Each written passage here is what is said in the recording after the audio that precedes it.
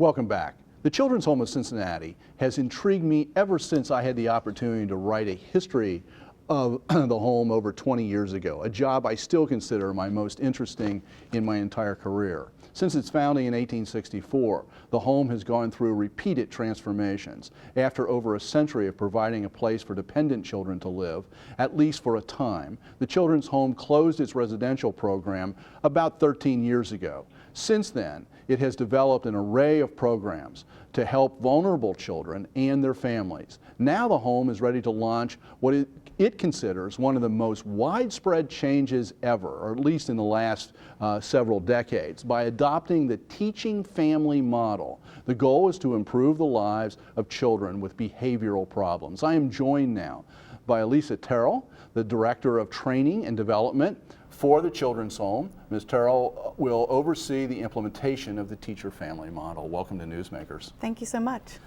What is this? And now, first off, let's not talk about it so much at the Children's Home. Mm-hmm. This is part of a national model that has been created, and I'll later on reference how people can find out about that and look at that website. Thank you. But what is this model? The model is a systematic approach to nurture everyone that it touches. And so when we first heard about the model, it presents itself as a very much like a direct service approach to working with troubled individuals or to work with individuals on their behaviors. But when you look at the systems that the model creates and the rigorous standards that are a part of becoming a certified site, it's much deeper than just, oh, as direct service staff, we do this and we say that and we practice this. It really is an organizational piece that talks about decision making and how are we making decisions that are in the best interest of our kids. So who might be somebody who would be served? How would you describe the child or the family that would be served by this?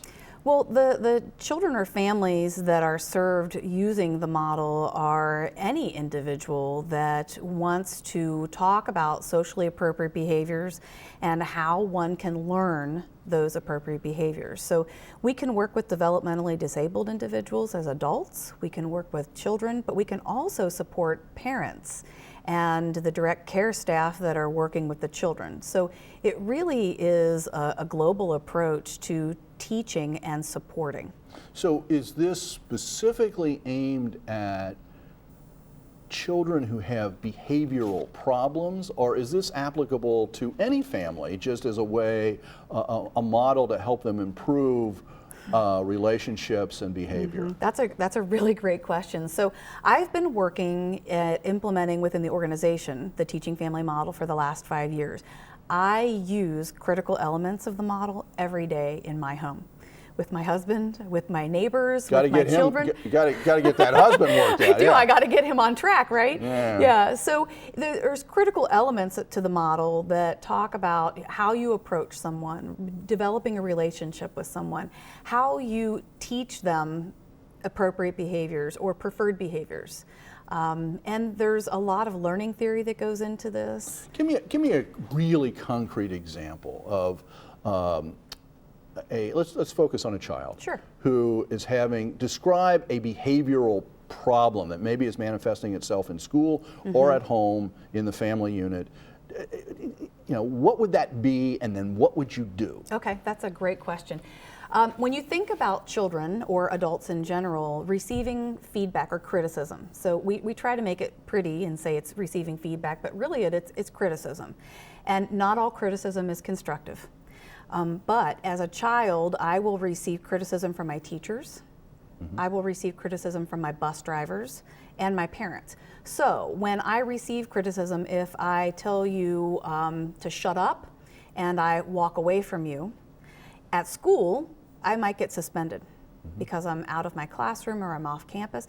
At home, I might have parents who hound me and follow me or maybe discipline me harshly, but I'm not learning how to receive criticism appropriately. And it's that piece that is holding me back from being successful. So then what would you do with that person? So when we see a child engaging in some preferred behaviors that are part of accepting criticism, and so when I receive criticism from my boss, I need to maintain eye contact. I need to ask questions if I don't understand what the criticism means. And then I need to say thank you and use that feedback to help better my situation.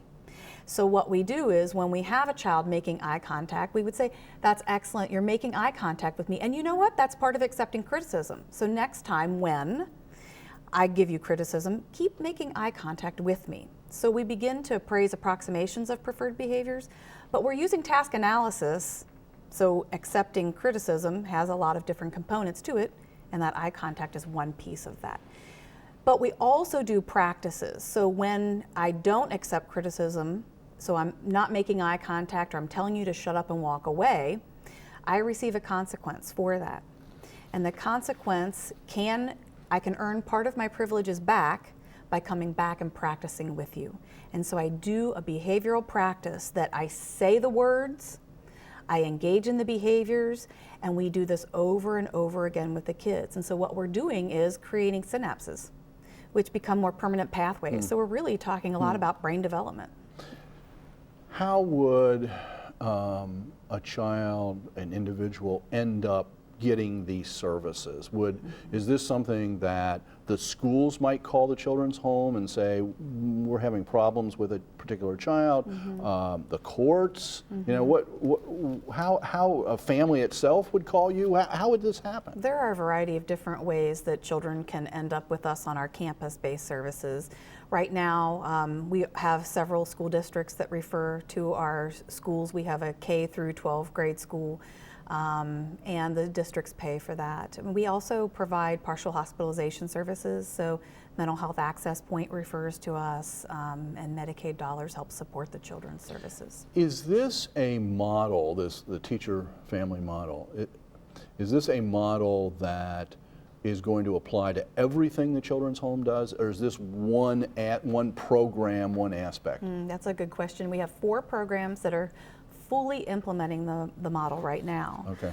But when we talk about it being organizational wide, everything we're doing at an administrative level is impacting every employee within the organization, and that's about 225 individuals right now. One thing we should have pointed out, the Children's Home in Cincinnati is only one of 16 organizations around the country who's trained and ready to do this. That's is that right? So that it's are a certified. rare. Yeah, that's certified. It's quite an honor to be certified in the model because the development of the systems, the implementation of all the elements is very rigorous. It's a very rigorous process. It's a great resource, once again, that the Children's Home is providing for our community. So thank you for being here. Good luck with this project, and we'll see what we can do, follow it up in the years to come. If you would like to learn more about the teacher family model or other programs at the Children's Home of Cincinnati, check out their website at www.thechildren'shomeciNTI.org, or check out